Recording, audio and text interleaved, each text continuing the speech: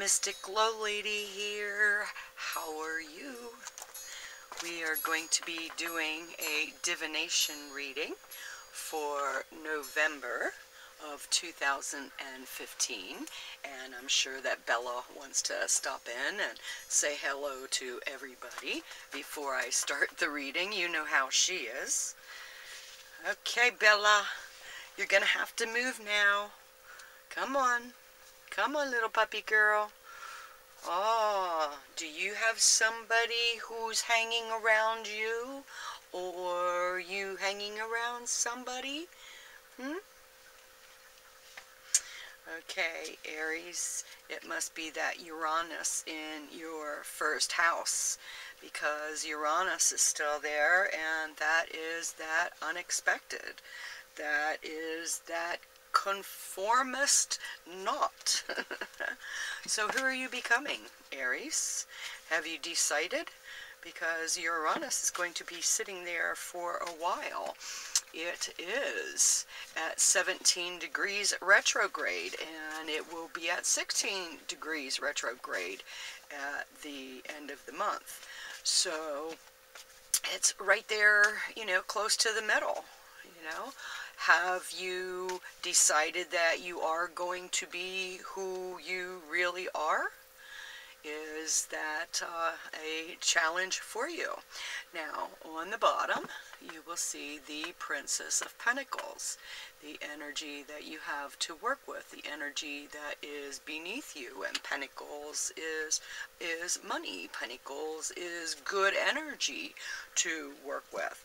So, as we started out at the beginning, in the first house.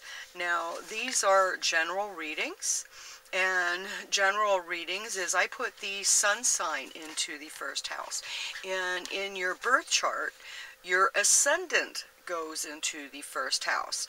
So if by doing these readings and it's not ringing true to you, then please be sure to listen to your ascendant sign also. And really, you shouldn't listen to, you know, your ascendant, your sun, and your moon to get a whole picture. You know, if you listen to your moon, those are your emotions and how your emotions are going to be reacting to what's going on. You know, how you are going to be reacting, you know, what's going to be going on, you know, how is it going to be affecting you. So, yeah, like I say, listen to the other ones too, okay? So, in the first house of self, your appearance, your body, you have the Emperor, okay? Are you playing the judge, the jury? Are you playing that person in life who dictates to others? Or are you in a position where others are dictating to you?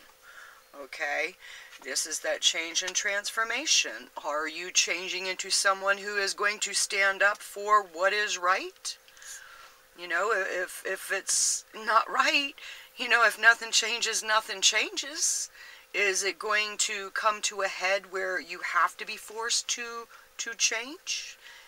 Is that probably one of your challenges that you need to overcome? You know, who are you? You know? Okay.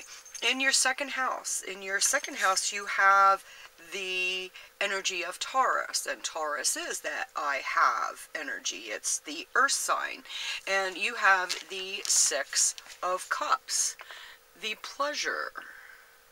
So your second house is your finances, your belongings. Okay, it looks like you are going to be very happy with things flowing in, you know, in your second house. In your third house, you have the energy of Gemini, and Gemini, you know, that duality, you know, the third house being communications, short distance travels, and Gemini in there. And Gemini is already that communication, the inquisitive, the versatile. And there is a full moon. Okay, there's a full moon in your third house on the 25th at 3 degrees of Gemini. Okay, now the full moon is letting go of. Okay, what is not working? Okay, what is not working? You know, the communication. Is it how you communicate? You know, what is not working? Are you communicating in that authoritarian? Are you communicating as if you are the king? You know, and some people might have a problem with that. So, yeah, how are you communicating? Now, the Hierophant in your third house position, that is, what do I need to think about? What do I need to meditate on? Okay, are you taking a little trip in order to recharge your batteries? That is something that is needed. You know, are you going to be thinking about, what is not working? What do I need to change? Okay, say what you mean what you say, don't say it mean, you keep it in, victim, volunteer. You know, if you're not held by force, quit your bitching. You know, bottom line. And I don't hold any bars back when I do readings. Okay, I'm always surrounding myself in the white light. I'm always in constant communication with, because we are in a spiritual warfare. And if you let your guards down, it's not pretty. Okay, so constantly surround yourself with the divine white light. You know, okay, you know, I don't have to ask how or why, except it's God's will and it will be good. You know, God, the good orderly direction in your life. Okay, and that's not you playing God. All right, it's really difficult and painful when we play God. In your fourth house, you have the energy of Cancer, and Cancer is that I feel, and the fourth house is the home. Okay, and woohoo, you have the Ace of Cups, new beginnings of emotions, new beginnings of emotions in your home sector. Does that mean you're going to be moving into a new home? Does that mean that you're going to be grateful that you do have a new home or a home, period?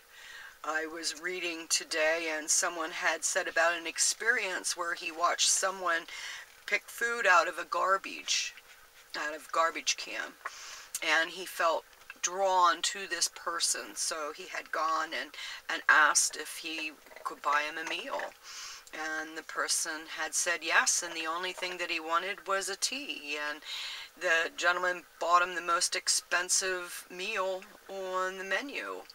And he drove away, and he felt really compelled to go back. So he went back and he bought several meals on a card. And then he found out that the man was homeless since his sister died, and that he himself had cancer and showed him his stomach, and that he was going to be dying. And it was the compassion. It was the compassion of a prayer out there for a warm meal, and someone hearing divine talk to them and guide them to someone to give them a good experience. It's an experience that I doubt either of them will ever forget. So in your home sector, be grateful for the home that you do have. Okay? In the fifth house, you have the energy of Leo, and Leo is that I will, that fiery, I will do what I want. And that's in your fun, your sex, your creativity, your children, your sex, and the universe. The universe is shining on you in November, Aries. And considering that Venus and Mars are doing their dance together, okay, what is it that you want? What is it that you want, Aries? I know there's some of you who are looking for children. So have fun. In your 6th house, in your 6th house of work, of service, of daily routine, okay, you have quite a few backed up there in Virgo. Virgo is that I analyze, the I organize, and you have Venus, Mars, and Jupiter in your 6th house at the beginning of the month. Now, let's see, Venus is going to be 0 degrees of Libra, and that will be on the 9th. And then Mars will be 0 degrees on the 13th of Libra. And Mars and Venus are going to be dancing pretty much in a conjunction until the 22nd. And then they will go to like 9 degrees apart, and you know it's going, the effect is going to be less, the effect is going to lessen towards the end of the month. But the beginning of the month, we know October is going to be jamming, you know, with Venus and Mars, you know, dancing, having a really good time. Yeah, there's going to be a lot of love being sparked. Now, Virgo, in your 6th house, you know, your 6th house of work, and you also have Jupiter there. Okay, Jupiter is going to be multiplying, and it's at 16 degrees of Virgo, and it's only going to be in 20 degrees of Virgo. Okay, so there's a lot of organization going on. Okay, now when we're talking about the relationships, okay, and all right, let me finish this and then we'll get into 7 with relationships even more, because remember, Venus and Mars are going into Libra, and Libra is in your 7th house, which is your relationship house. Okay, so it's going to be quite fun. And in that 6th house, you have material success, the 6 of Pentacles. So what are you planning?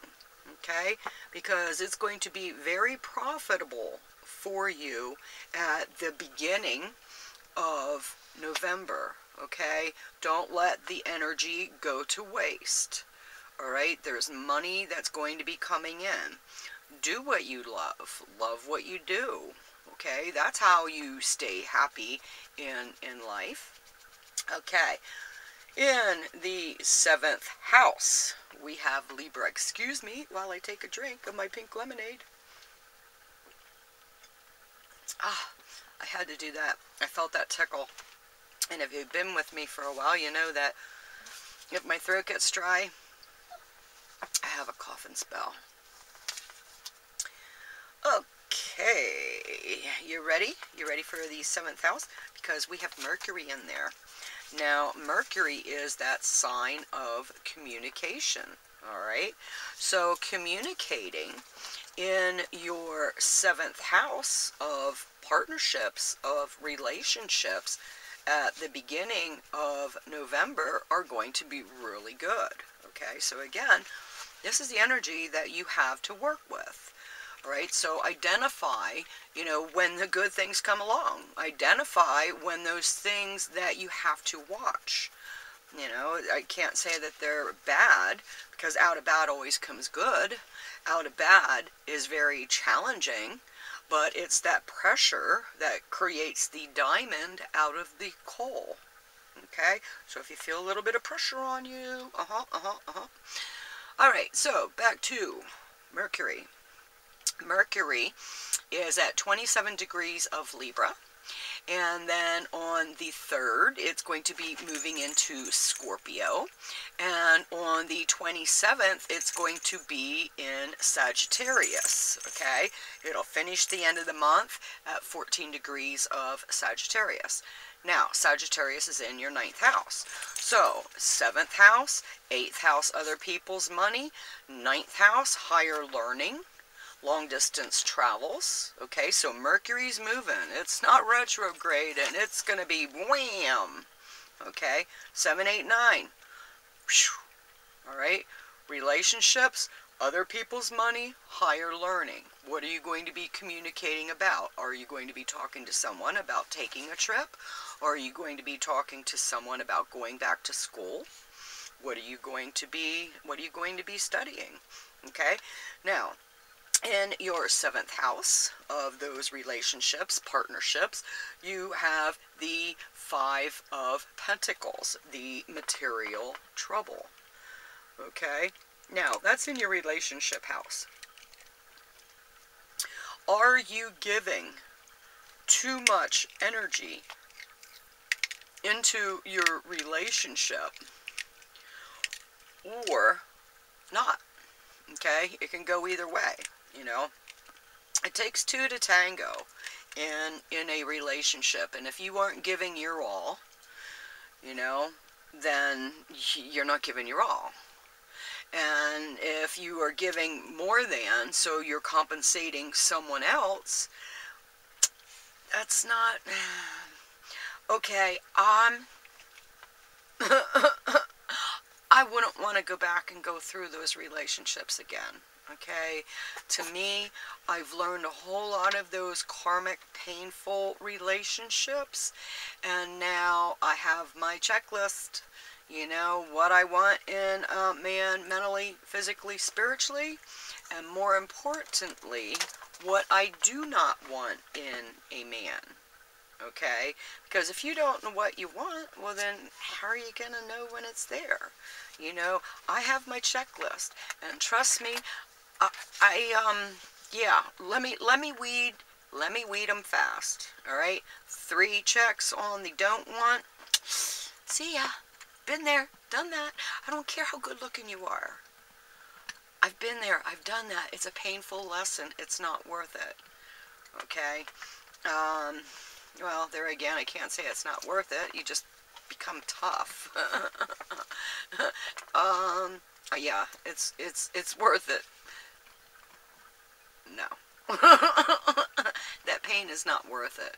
Alright, if you're in a relationship and it's painful, okay, it's not a good relationship for love, because, you know, you want a good relationship, there's love. They're going to make you feel good. If they don't make you feel good, you know, and it can go either way. Remember what I said about at the beginning in that first house?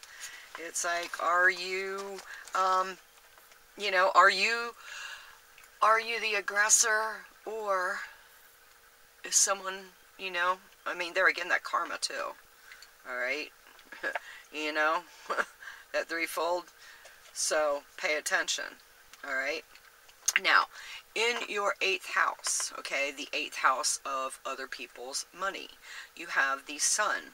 Now, the sun starts out at 8 degrees of Scorpio, and it ends the month at 7 degrees of Sagittarius. On the 23rd, it goes into Sagittarius. Okay, so the sun going into your 9th house, it's in your 8th house now, so it's shining on other people's money. Now, the new moon is also there. Okay, the new moon on the 11th is at 19 degrees of Scorpio. So, when you are dealing with other people's money and there's new beginnings, new opportunities, okay, it sounds like a good deal to me. Alright, in the 8th house of other people's money, you have the sun shining down on you. So be very, very aware of opportunities dealing with other people's money, working with other people's money, other people, you know, giving you money, okay? It looks like there's some type of a partnership in there regarding other people's money, okay? In your 9th house, of higher learning, okay, you have Sagittarius in there, and Sagittarius is that the already, you know, higher learning. Sagittarius loves to learn. It's enthusiastic, adventurous, optimistic. And Saturn, that teacher that's in on top of there, that Lord of Karma, okay, structure, teacher of lessons. What are you learning? Okay, now you have the Eight of Pentacles, okay, the Prudence. Where are you putting your money or energy? You know, it looks like, I better be very careful. If I'm planning to go on a cruise, a long-distance cruise, do not plan for the most extravagant and extend yourself, okay? It might be that you might just want to go and, you know, rent out a rowboat or something like that. That could bring you just as much pleasure, and you don't have to spend a fortune to do it. Okay, you want to go to school, you want to learn, but you don't have the money. That's what public libraries are for, okay? There's a wealth of information at your public library, and not just your libraries, okay? There is a whole wealth of knowledge on the internet, okay? Put the topic that you want to learn in your search engine, or go on YouTube and put it in, and the probability of a topic on that subject is really, really great, okay? Okay, in your 10th house, excuse me, I was trying not to cough. I almost made it all the way through. Alright, 10th house, your career house, your fame, your fortune. You have Capricorn, the energy of Capricorn. Now, Capricorn is that grounded, okay? The ambition, the determination, the responsibility, okay? They are responsible. You have Pluto, and Pluto is that change and transformation. Now, it's in your career house. What are you changing in your career house? Now, Pluto is said to be one of those mystic, more of the psychic. So, are you using your intuition for your career? Are you paying attention? Now, if Pluto is in your career house, you can expect some changes in your career. What is your career all about? Is your career to change you, or is it to change others? Are you doing something to be a light to others so that they can change their lives? In the 11th house. In the 11th house, you have the energy of Aquarius. And Aquarius, that I know. And the 11th house is your friends. Friends and associates. I got ahead of myself. Sorry. Alright. Friends, associates, hopes, wishes. 11th house. Alright. You have the Eight of Swords, the shortened force, okay? Does that mean that you are going to pull back a little bit on giving too much to your friends? Does that mean that your hopes and wishes? Oh, sugar, you know what I did. I did not finish that career. So this does not go in the 11th house. This goes into your career house, which is pretty much just saying what I just got done saying. There's going to be a lot of changes. Okay. The Eight of Swords, the shortened force. What is it? What is it in your career that you're doing? Do you have a way to fix things quickly? Okay. Now the swords, mental illness, communication, travel, all depends on how it's aspected. So in your career, are you looking for a new career in order to fix things? You know, are you going to fix things in society? Aries, you know, Uranus on top of Aries, and that's that, you know, what's the unexpected innovation that you might have in order to bring out to the world? Okay, what are you creating? What are you bringing out? What are you fixing? Okay. Now we can go to the 11th house with Aquarius in there. 11th house of your hopes, your wishes, your friends, your associates. And you have the 10 of Wands. So I guess I could have kept saying on what I was saying about friends when I started it out there. Okay? If you are not getting what you are giving, then maybe you really need to do that, you know, let me be like that Hierophant in the 3rd house and take that vacation, take that sabbatical, you know, take that drive to the forest, take that drive to the beach. Where can you find seclusion in order to find that stillness, in order to pray, to communicate with, and then meditate to listen to the answers of a divine source that will come through to you.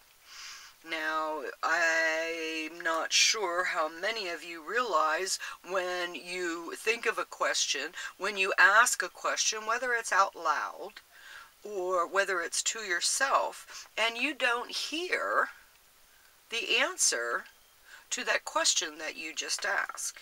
That is talking to your divine source. Okay, be open to communicating.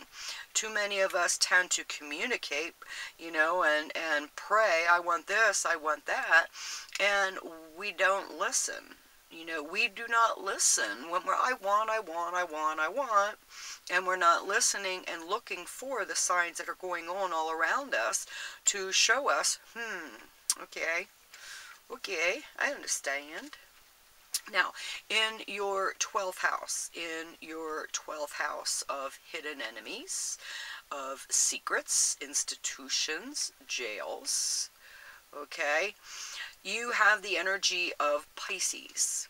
And Pisces, we also have Neptune in there, the illusions, delusions. All right, now Neptune is retrograde, and Neptune is retrograde until the, let me see if I can see my rating, the 19th. And it's going to be going direct at 7 degrees. It starts out at 7 degrees of Pisces, and it ends the end of the month at 7 degrees of Pisces. Okay, Pisces, that imagination, the compassionate, the psychic energy, all right? And being that it's in there, in the hidden, okay, Pisces is a lot of that hidden in behind the scenes, and with Neptune there, and the truth is being revealed. Now, remember with illusions, delusions, delusions, when we put the alcohol and drugs in us, you know, we tend to think if we use the alcohol and drugs that somehow things will be better. And that's the illusion and delusion. So be careful escaping into, you know, with the 12th house, you know, if you escape into and put spirits in, then you might be visiting those jails and institutions, okay? Now, the 9 of Cups, it says the material happiness, okay? The emotional happiness. Are you learning things in you that it's like, yeah, you know, I'm finally getting to understand it. I'm finally learning how it works. All right. So, let's see. Let's go all the way back to the beginning. And, there's going to be new beginnings for you in November. That's just the bottom line. You're going to finally get to the point, and the things that aren't working, the things that aren't giving you, you're finally going to say, okay, that's it. Yes, that judge, you know, the judge in the 1st house, yes, that's it. You know, what's not coming in? I have to really consider what is not working. Now, those of you who have already been there, done that, that doesn't mean that you can't use that knowledge, that wisdom that you have learned in order to help others, you know, in order to make a change in society. So, say what you mean what you say, don't say it mean, and don't settle for less either. Okay, you settle for less, less is what you're going to get. And then who can we blame? You know that threefold law. One finger pointed out has three folded back. So, you know, and you know, the revelation, the time that we're in, you know, revelation is to reveal. And there's a lot of things that are going to be revealed in the coming future.